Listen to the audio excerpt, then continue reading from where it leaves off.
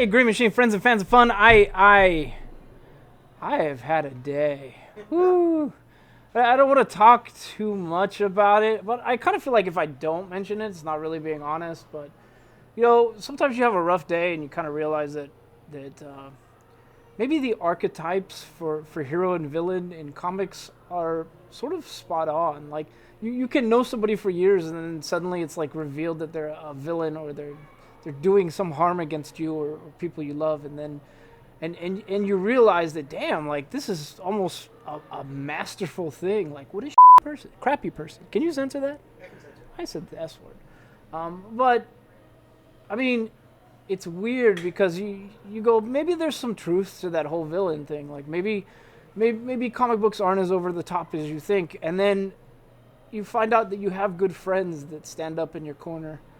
And you realize that there's a lot of truth to the hero, and when the chips are down, the people who are truly good to you and truly want the best for you tend to stand up in your corner, and that's pretty much what happened to me today. So I had a rough day, but I had a good night, so I'm okay with that. And we have a lot of comics to get to, so we're gonna start it off. Obviously, with the two that just need to be started off with right away, and that's Absolute Carnage #4, and then Absolute Carnage Avengers. So, my God, there is a lot to write home about. If you don't know, the last Absolute Carnage, Venom pretty much took the symbiote, went over to Immortal Hulk, and I can't think of anything worse. It's never happened before, and I can't think of anything worse than a Hulk with the Venom symbiote. There's really nothing more monstrous than that, save for maybe, I don't know, Worldbreaker Hulk is the only thing. Or maybe the Immortal Hulk might give it a run. But, so there was that going on. On top of that, they were trying to get the symbiote codexes out of the spines of all the heroes. So the heroes were pretty much in these, I don't know what they call them, like coffins, science coffins. They were laying down in things and having the thing removed. And meanwhile, that just left Eddie Brock and Spider-Man, and that was it, to defend the kids and to defend the heroes. And Carnage showed up, and then good old Hulk showed up and took the symbiote, and that was it. So Eddie Brock doesn't have a symbiote. He doesn't have that, but he decides to stand and fight against Carnage, against pretty much insurmountable odds, and the way he does it is kind of brilliant. And I can't spoil that beyond that, but what we see in this is a lot of amazing stuff. And it's gonna next level Carnage and next level Eddie Brock, and you need to see it. So I would say Absolute Carnage issue #4. If you're a Marvel fan, you cannot skip it. It is absolutely good, and it might be changing a lot of the mythos, so go pick it up. Then we get to Absolute Carnage Avengers, and this is another one I really love. So if you don't know, Cap and Hawkeye had a falling out, and Hawkeye went on to found the West Coast Avengers, and Cap, stayed with the Avengers. So he's pretty much, they figure out that Carnage has started a beacon, and the beacons are one in San Francisco and the other one in New York. So the New York's covered up. Like the Avengers are there, Wolverine's there, Cap's there, good old Ben Grimm, Yancey Street is there, and so they're all trying to handle the one in New York. So they call out to Clint Barton, and just Hawkeye goes to handle the one in San Francisco, and it's awesome. It's awesome for a lot of good reasons. One of the things that I really liked that they did was they did touch on the fact that Hawkeye is hard of hearing. He's gone through all that. He's got hearing aids now. They've been pretty high tech, and he might actually be deaf from here on out. It might have happened again. So you need to go pick up this issue. It's super important, in my opinion. It might be changing what's going on with Hawkeye. We might be seeing a resurgence of new Avengers characters. Go see this. It was really good. And this is Absolute Carnage 1. And I think it's a one-shot, isn't it? I think it's a one-shot. Just a one-shot. But on top of that, did any of the West Coast Avengers show up in there? No. Just Hawkeye. Hawkeye against pretty much an army of Carnage. Which, my money's on Hawkeye. Yeah. Next is Star Wars Avengers Return to Vader's Castle. Now, there is a lot to love about this, but most importantly, there's a Little Shop of Horrors reference in the front of this, and that shows it with the Sarlacc pit. But more importantly, there is a character on the cover, Asajj Ventress, is the main character of this issue. And keep in mind, the Star Wars Adventure stuff is really aimed at kids, but anything with Asajj Ventress, in my opinion, is amazing.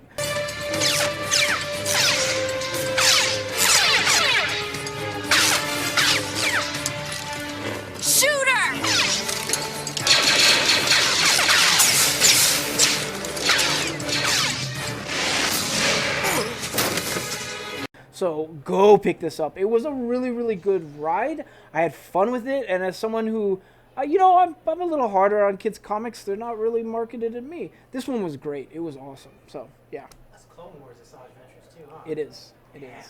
So yeah, it was good. Next is Aero, and this is issue number 4. This is who is it? Lifen, Kang Pak, Wong, Mon, and Bali. And this was great. Like, I had a really good time with Aero, and they're still doing the same thing where it's half manga and half traditional comic style. And the second story with Wave was great. I really did want a story with Wave, but I kind of feel like we were promised a Wave comic, didn't it? We were going to get Aero, Swordmaster, and Wave. I thought they said that. Everyone wants it. Everyone wants it. Okay. So, I mean, Wave is a great character. Don't get me wrong. I still think you should go buy this comic. It was a good comic. And I think Swordmaster is a good character. But did I say Wave? I meant Aero is a good character. But I really want Wave to have her own comic. I don't know why she doesn't. Do it, Marvel. So, yeah, do it, Marvel. Get on that. Do it! Anyways, issue number 4 of Aero. You should come pick this up if you like the Agents of Atlas. If you like, any of these characters. If you just like manga, come give it a try. It's really good. Next is Metal Men, and this is issue number 1. This is an older, I don't know, what would you call it, franchise? Yep. An older team that they've sort of dusted off. And they've dusted off the guy who invented the Metal Men. It turns out he was giving them parts of his personality, mostly emotion. So like Gold, I think, was his anger for something. But he had to give parts of his emotion and it was a lie. Like, people thought he established the best AI, and it turns out he hadn't established the best AI. He had just given parts of himself to these characters. And so it goes from there. And I can't spoil it. The end was kind of cool. I'm not sure where they're going with it. As for issue number 1, it's cool. I just don't know anything about this IP at all. I know almost nothing. I've never read any Metal Men stuff. I do want to know more, and I think it was a good showing for an issue 1. Now, the one thing I do have to say is there's not a ton of action in this comic, and that's the only thing, is I kind of feel like if you do an issue 1, it should be explosive. But it's not a ton of action, but I do want to know more. So if that sounds like your jam and you want to jump in on a new DC book, Metal Men is probably for you. Next is Captain Marvel. My God, she has had a ride. So we finally figure out who Star is, and we found out last time she was in Times Square, and apparently Captain Marvel had like a thing attached to her heart, a siphon, I think is it's called. And it was siphoning her power and giving it to this other girl who had similar powers named Star, or lady, not girl. But her name was Star. And so she was pretty much like generic Captain Marvel. She was a ripoff. And she was just doing this whole like hero facade. Meanwhile, she starts like killing all the people in Times Square, like making them, I can't remember, somehow she's like choking them or poisoning them. And she says that she'll only do it if Captain Marvel like continues like siphoning off her power. And so it's a really cool standoff. It leads to, I want a really big fight, and you don't quite get it. It's kind of a disappointing fight. A few blows are exchanged, and that's great, but it ends with a hug, kind of. Oh. Down that way. Down that way. Upstairs? No, downstairs. Okay, thank you. Yeah. We'll keep that in. You don't really get that fight. It sort of ends with a hug. You will be all right. There. I gotta tell you, that bothers me a bit. We sat there and tried to think it through. When was the last time Superhero hugged it out? a superhero hugged it out? Like, at least, and a guy character for that matter. Do you ever remember maybe Miles might have done it once. I can see Miles doing it. Prowler or something, But yeah, I don't know. I want a big fight. And more importantly, this is Captain Marvel. Her power is like through the roof. They should have given us a bigger fight for this. So, granted, I spoiled some of it, and I'm sorry if I spoiled some of it, but it wasn't the best showing, in my opinion. I feel like they could have done better. So, anyways, this is Thompson, Canero, and Bonvillain. The art is, of course, on point. I've never had anything with this art. I do like this art. If you're gonna climax to a fight, give us the fight. That's all I'm gonna say about that. So next is Rick and Morty Dungeons and Dragons, and this is my favorite. This is the character sheet cover. I love these. And this one is Wizard Fighter Rick. Oh, that's really inventive. Yeah, you really went the extra mile on that name, Rick. So to bring you up to speed, the whole world has sort of been plunged into D&D fandom. Is that like everyone is over the top for Dungeons and Dragons? And on top of that, my friend Xander's TV show or his YouTube show, Relics and Rarities, they plugged it in like the first issue. It was awesome. If you don't know who Xander Generette is, he's King of the Nerds. He won King of the Nerds, and he's been on a bunch of stuff. And his friend Bonnie is like a voice actress that has been on, and an actress too, has been on a bunch of stuff. But they're the library bards. And Xander himself, the way I judge RPG YouTube shows and YouTube series is that if he is on the show after a couple episodes, it's amazing. And it works, trust me. There's a Vampire the Masquerade LA by Night show. If Xander's on it, it's amazing. When Xander came on it, I knew it was going to be amazing. Relics and Rarities has Xander. It's amazing. I found this weird like zombie steampunk railroad thing the other day that he was on, and sure enough, it was amazing. So you need to look him up and then go watch his like YouTube like role playing shows because they're all awesome. So anyways, they plugged his show Relics and Rarities in the first issue of Rick and Morty, and it was awesome. This basically picks up where the whole world's plunged into D&D fandom. They figure out that sort of people are infected. And they try to find out why. And the reason comes from a town that Rick had created in D&D and a whole bunch of failed characters. Wow. Yeah. And it turns out his first character was a bard. And he hates bards. But his first failed character was a bard. So, yeah, I like everything about this. Honestly, like Rick and Morty itself, like the main line is not as good as this, but they should just keep an ongoing D&D one because this is just awesome all the time. So anyways, Rick and Morty issue number 2. This is the variant cover, but go pick this up. It's great. Oh man. So I'm a little disappointed. And the reasoning is they swapped out artists. I can't remember who the artist was for House of X. Do you remember? It's, well, you look it up. But, so XMen number 1, I'm a little disappointed. The artist is different, and it's not that it's bad art, it's just not on the same level as that House of X stuff. It kind of bums me out a little bit. It's Hickman, Alangiello, and Go. What? Larraz, yeah, no wonder. So Larraz is just an amazing artist, and I really felt like that guy just bled his soul into House of X. So keep in mind, the art is good. It's good art. It's just, it's not on the same level is my only disappointment. But this is X-Men number 1. This picks up with, well, they're pretty much dealing with an issue that's something that's threatening the mutants, and they're all united, and it's nice to see Magneto and Polaris playing nice with others. And then it starts to follow the House of Summers, and where they are is pretty cool, but keep in mind they are the summer house in politics because there's spring, summer, autumn, and winter, and it's Cyclops summers. So yeah. So yeah, go figure. So the Summers house, and it's nice. It's nice. He's sort of reconnecting with his dad. They do a lot of fleshing out how the plant works and how the portal works, the flower, I guess.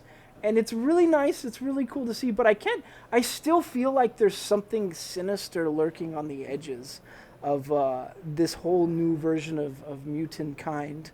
And I'm really waiting for it to be revealed. Hickman is just the slowest and probably meanest of Burns. And I say that in the best of ways. Like it's a great read. It's slow, and you can feel this, like, the brutalness sort of creeping, and you're waiting for it to just smash you in the face. So that's what we're getting with this. It's a great, great read. If you're an X-Men fan, if you're a Marvel fan, if you're a DC fan and you want to dip your toes in something Marvel, X-Men #1 is absolutely a great book to do it with. So go pick this up. Question on new readers. Can they just pop in here and not have a You can absolutely. So what you need to know is just that the House of X happened and there is a mutant nation and they're sort of fleshing everything out. That's all you need to know. So you're good to go from there. Oh, yeah. Next is Spook House, Scary Stories Fit for Kids. And we like this. We like this mostly because it's the writer of Goon and Hillbilly. I forget his name. What's his name? Oh my God. Eric Powell. Eric Powell. Yeah, his name's not on the cover, but he did have a signature. So this is Eric Powell, the same guy who writes The Goon. And you get a lot of his art, which is amazing. You get, it's like 4 separate stories. One is a candy kaiju. It has giant ice cream cone arms. It's really cool looking. Another one centers around goldfishes coming back from the dead in a haunted swamp. It's pretty much just sort of fun Halloween stories for kids. So that's what you get. The art is amazing. I love every bit of Eric Powell's art. The stories are pretty good. They're campy and fun, and that's just pretty much how he writes things. So yeah. So anyways, come pick this up. Spook House, Scary Stories for Kids is great. Next is a book that is, in my opinion, not great, and it breaks my heart. And this is Frank Miller and John Romita Jr. in Superman Year One. I wanted to like this so much.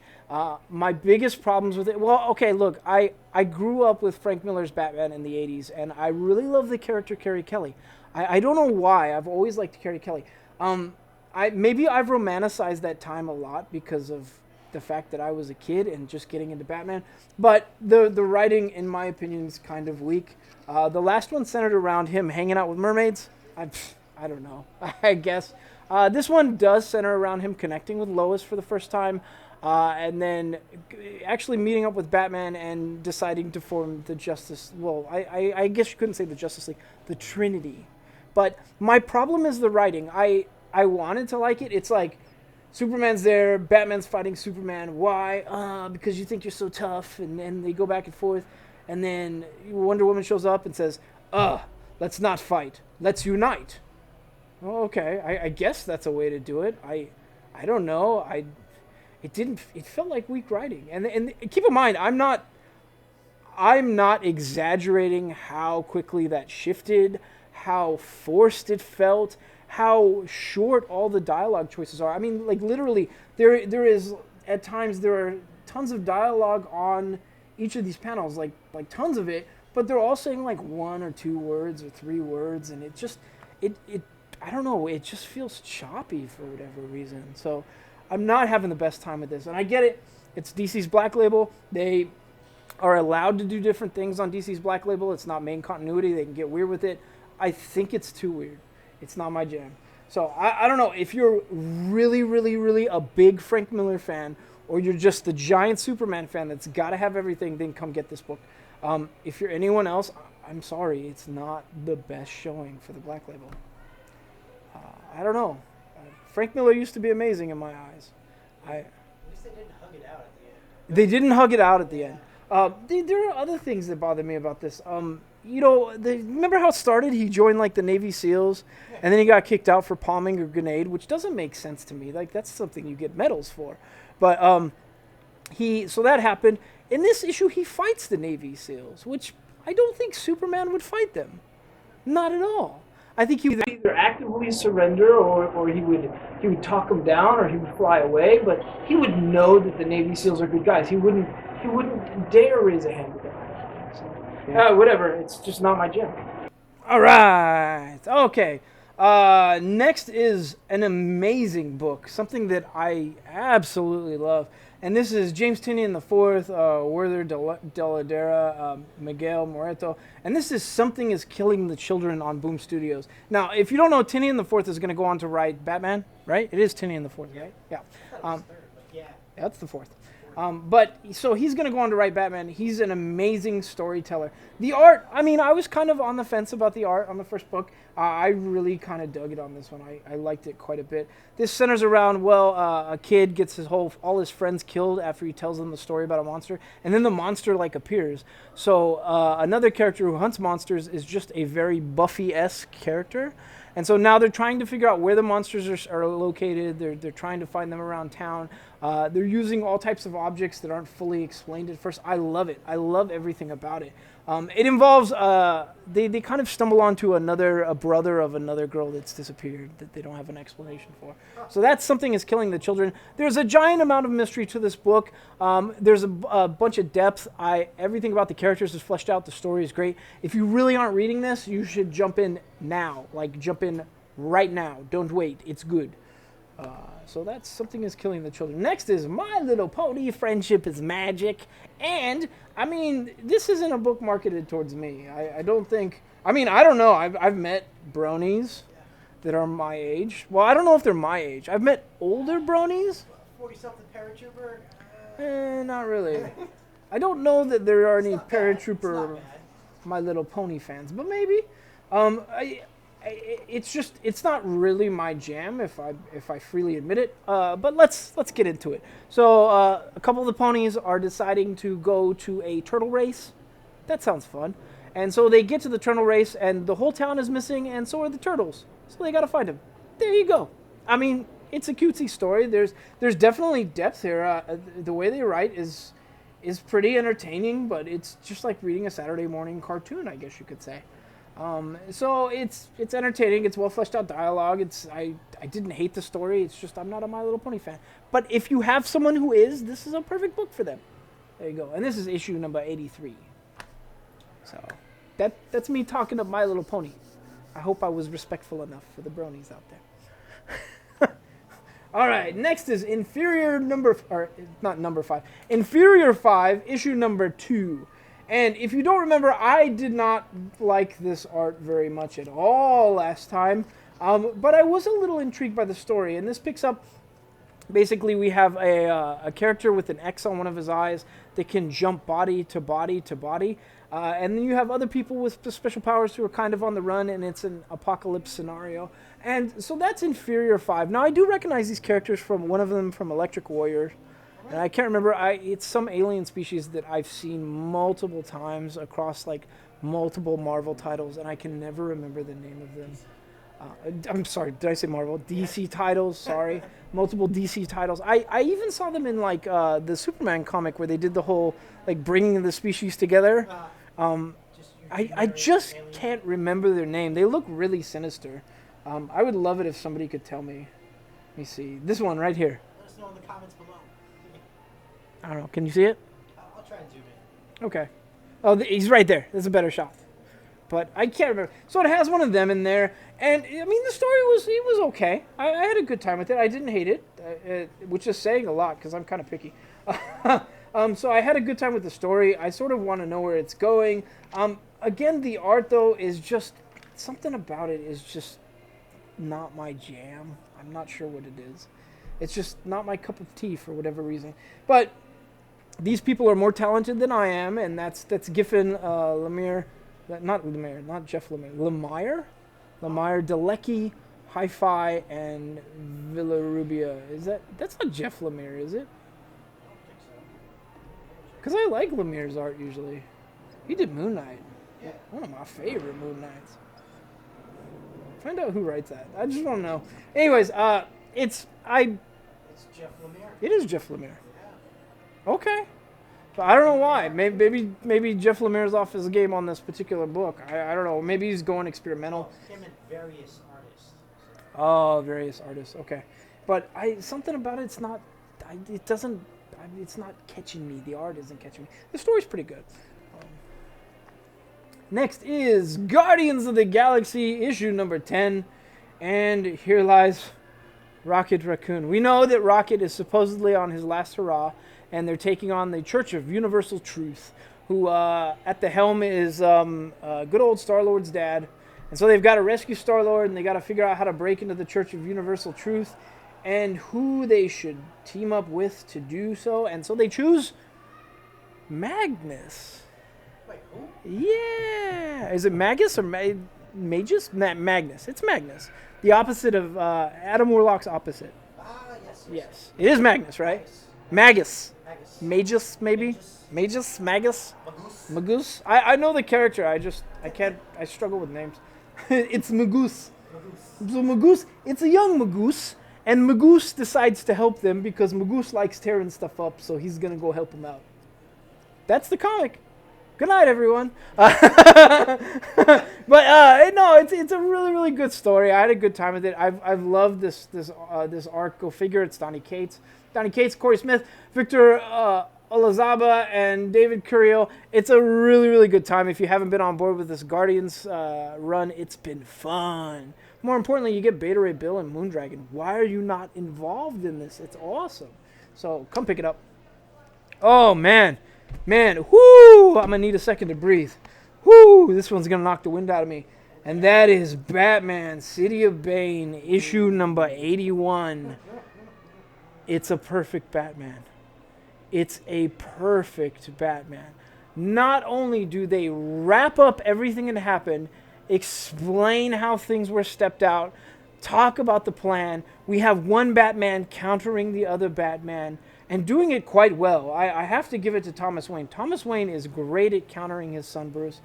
But this is perfect. This is everything we wanted. I can't spoil it for you. That's the problem. I can't talk about it. The last issue ended. We know that Alfred got killed and Damian took his place. And if any of the Bat family went into Gotham, that they were going to have to kill the hostage, which is Damian.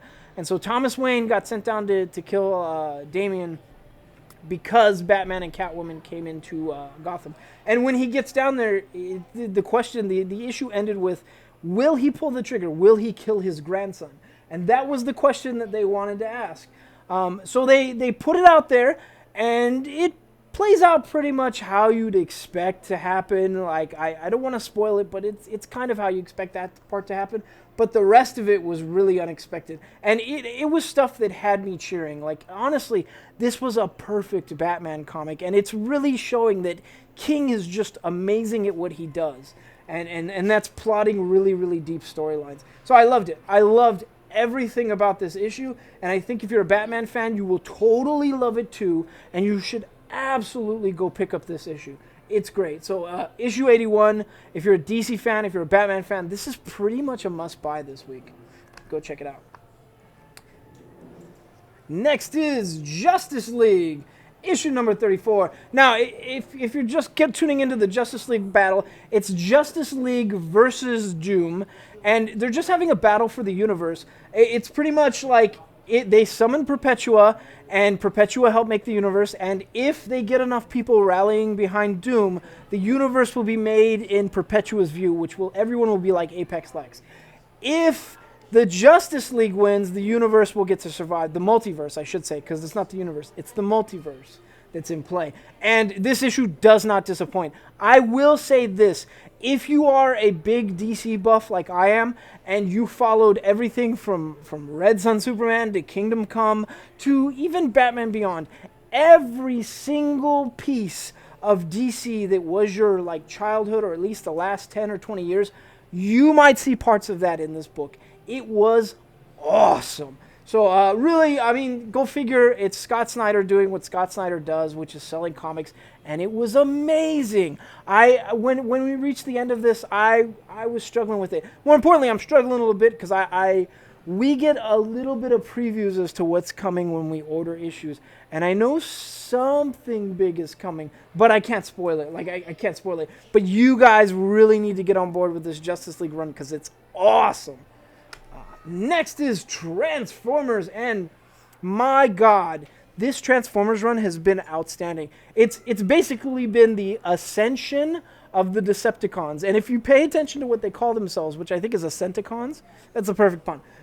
But it explains how they got the symbol. It explains why they do the things they do, how they came to hate the Autobots. It turns out that there was a bunch of political moves that were made masterfully between Megatron and Orion Prime, which is Optimus Prime before he took the name Optimus. And so all of this goes on old Cybertron, and it shows everyone coming to power. When the Decepticons take power, they brand everyone with the Decepticon symbol. So you get to see a Bumblebee with the Decepticon symbol, angry about it and kicking butt in this, and it's awesome. So really, I will tell you that there's plenty of action. So if you're like me and you got to have action in your comics, you will love this issue.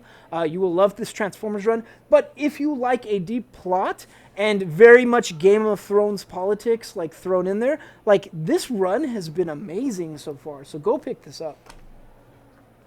Next is a comic I was shocked that it was this good. This is Hine, Haberlin, and Van Dyke, and this is The Marked. And so hear me out. Art is magic. Did you know that? Art is magic? I do now. Yeah, art is magic. I always sort of knew that in my heart.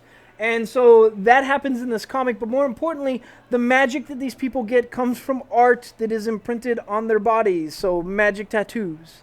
And it's very cool. They have like the traditional ones, and then there's somebody that has like hybrid that is doing like hybrid magic. And they're doing all types of wild magic. But what this enables the creators to do is the artist can get really wicked with their art. And they do. It's amazing. Like it's all over the board. They tell a story that centers around like there's evil occult magic that happened in the past and that Hitler was at the forefront of. So it's like World War II stuff, and they fought it throughout history. And then it tells their story of how they came to be. And this is pretty much just a cabal of mages that are tattoo fans, essentially. And I loved it. I wanted to know so much more about it. I was really sad that it ended. But you get a giant book for an Image First or an Image #1. So this is $3.99, but it's a rather large book. Like this is House of X size. So and the art is amazing. Honestly, it might be my favorite art for the week. The story was really, really good. I wanted to know more about these characters, but it's a really well sort of urban magic fantasy story. So come pick this up. It's great. Next is DC's 100-page Wonder Woman Giant. And we've been getting these giant books like all week. And I think most of them, there's one that's like $9.99, that's the Halloween one, but most of them are $4.99, and what you get is a giant trade paperback of comic. One thing I've noticed about all of them is each one of them has a story centering around Harley Quinn. Oh, really? I don't know why, but they always have Harley Quinn in every single one of these. Even if the comic's about Wonder Woman or Superman or Batman, you're gonna get Harley Quinn in that story. I mean, for Batman it makes sense. For the rest of them, not so much. But you get that. You get a Green Lantern story. You get a story about Amethyst from Gemworld. Yeah, Young Justice Amethyst. But she looks a bit more grown up in this. But it ended in a rather comical way with one of my favorite characters. And I can't spoil it for you. But you need to come pick this up. $4.99. It's a pretty good read. I will say that the art it feels sort of old-timey. And the paper feels less quality. It feels not quite newsprint, but not quite the standard that we're used to. But go figure, they're giving you 100 pages, like you're getting a trade paperback worth of story for this price. I wouldn't say no to this at all. Next is The Mask, and this is Dark Horse #1. Now, no offense to fans of Jim Carrey's The Mask that saw the movie and love those characters. Spoken! But The Mask in the comics was always way more brutal. It was violent, it was mean, they killed people, it was dark. And the Jim Carrey one was just sort of like Jim Carrey being Jim Carrey with a green face, kind of.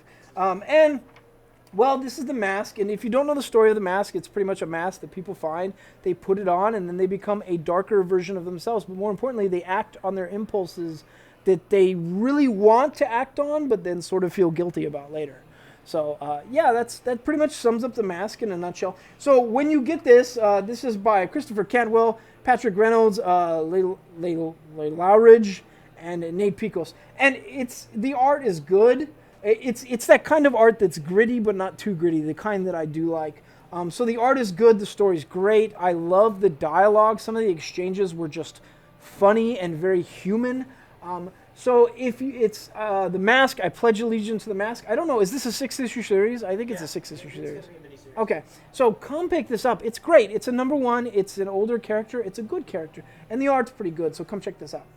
Our next book is The Magazine That Dares to Be Dumb, and that's Crazy. Now, if you don't know Crazy, I would not be surprised. I don't really remember Crazy. I maybe had bits and pieces of it, but this is essentially Marvel doing parody of Marvel comics and also sort of making it feel like Mad Magazine. And that's Crazy in a nutshell. You get everything from just regular stories to rejected Marvel comic books, to a pinup, Galacticus did I say Galacticus? Yeah, Galacticus go-karts. You get the Infinity Gourmet, where Thanos is cooking the Avengers. Goose will be a snap. Once I get... Was that a Sea Monkey parody I just saw? There's a Sea Monkey parody. You did see that. That's in there. There is, more importantly, and I gotta tell you, this alone is worth picking up this book. But at one point, we get Thanos in the Thanos copter saying, "Hi, I'm Thanos in a copter," for some reason. That alone is worth buying this book. But it's a really, really fun book. I'm glad they've sort of brought this back. I had a good time with it. It does feel like we're reading Mad Magazine. And I've heard that Mad Magazine's not doing so well. So, yeah. So, anyways, but this is, go figure, Jerry Duggan. So, Jerry Duggan, Howard, Adams. Wow, Neil Adams. Okay. Koblish, Simpson, Bustos. His name is Bustos. Bustos and more. And this is The Revenge of Ignacio the Clown. Crazy. Come pick this up. If you like a little slapstick in your comics, this is great for you. Next is Savage Sword of Conan. And this is issue number 10. Now, I think I said a while back, and I haven't hidden it, that the mainline Conan the Barbarian is great. Savage Avengers is really, really great. I love the Savage Avengers run. I thought the weakest of the Conan novels happened to be Savage Sword of Conan. And you keep in mind, I stand mostly by what I say. Up to this point, it has been the weaker of the Conan novels, but this one was great. This is everything I wanted from a Conan comic. It opens with a fight. You get a little dialogue. You get Conan being Conan, dealing with situations the way you expect the barbarian to deal with it. You get a little backstory. They flesh out a little more of the world. It's great. The art is pretty good. It's pretty darn good. I have little to complain about from this art. But if you like Conan, and I imagine you've been reading Barbarian, or you've been reading Savage Avengers, but if you like Conan and you need a little more, trust me, this book has finally gotten a lot better. And this is the book that doesn't center around a blood god. The rest of them all center around a blood god, and this is the only one that hasn't. And it feels the weakest. I don't know, maybe they should get a blood god involved. Or go to Yancey Street. That's going to happen eventually. You know that? You know when that day happens. And Conan's going to call it like the Yancey Kingdom or something, So... I love that Conan is calling Wolverine in Savage Avengers the champion of Pabst. We finally found and I wanted him to have like a really good bromance with, or Conan to have a really good bromance with the Punisher, but with the Punisher it just felt like we are just badasses being badasses. Pretty much. Yeah. They're like drinking buddies. Yeah, they're drinking buddies. Like Wolverine and Conan, I could see them sitting at a bar together trading stories. Yeah. And it would be like, he'd be like, bub, so how many world-ending fights did you get into? I don't know. I've killed like 40 blood gods. Like, it would like go back and forth like that. Okay, the last book on our list is Firefly, and this is created by Joss Whedon, but this is Greg Pak, McDade, Federici, Lafuente. I'm sorry, I have the worst time with names, but this is a Firefly story, if there ever was one. It centers around Mal. And, Mal's sort of doing what he does, where he makes promise and then sort of goes back on it and throws a punch or two. You get pretty much the whole cast just doing what they normally do. I will say, while there was nothing that was revolutionary or different, it just, every single one of these issues feels like a continuation of the series, which as Firefly fans, that's all we ever wanted. Was just another season. And so you get that in this comic, so you really should be picking this up. And this is issue number 10. I gotta tell you that even though, the comic is it just feels like the TV series, I'm totally happy with that. But the covers of these, they've all been really good. Like, they're just stuff that I feel like I could put on my wall and be perfectly happy with.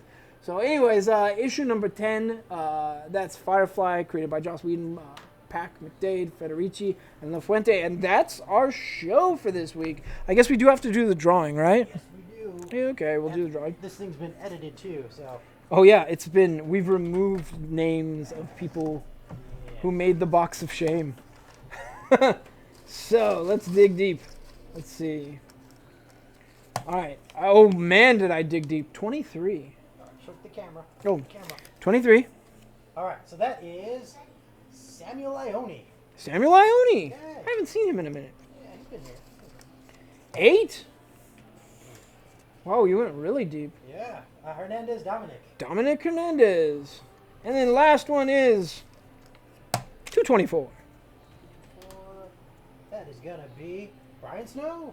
Brian Snow. He was just in here today. Yeah. So that's our show for the week. If we called your name, please come in and we have an extra poster for you. And thank you for watching. Oh, and I probably should say, I should open with like and subscribe, because I never say that, but we finally hit like 100 subscribers and we're totally happy about it. And then we have a sale going on, 10% off everything in the store, but except back issues. Back issues will be buy 3, get 1 free, which I think is 25% off, so that's better. And then 25% off all Star Wars books. Yeah? Yeah, on the shelf. On the shelf? Yeah. And then Kids Comics, 25%. Kids Comics, 25%. We got sales galore, so if you need to do some shopping for presents or for the holidays, come through. 10% on the shelves too, right? Yeah, we even have 10% on collectibles. So if you've been waiting to get the tax taken off your collectibles, come pick them up. We got a whole bunch of new ones too. We literally have a Halloween Batgirl, what is it, a bombshell? Bombshell. Halloween Batgirl bombshell that is amazing. And you take 10% off that thing, you're pretty much paying exactly what it is. Huntress. That's Huntress. Was it Hunt? No, we have a Batgirl in there. We do have a Batgirl. Oh yeah. One of them is Huntress. But anyway, so we have a whole bunch of new collectibles. We have a really awesome Flash that we got in today. Yeah. Let me see that Flash. The Flash. It is not Look on at display this. yet. It is Check not it. a. Oh my this is god! Yeah, I want that back. Superman on the back. Show Look at that. the Superman on the back with Lois If you Lane. want this, we can order it for you. Yeah, we can order that. Okay. But anyways, so this Flash will be out and it's awesome. Yes. So, anyways, that's our show for the week. Like and subscribe, and we'll see you next week. Dance. Oh, do the dance.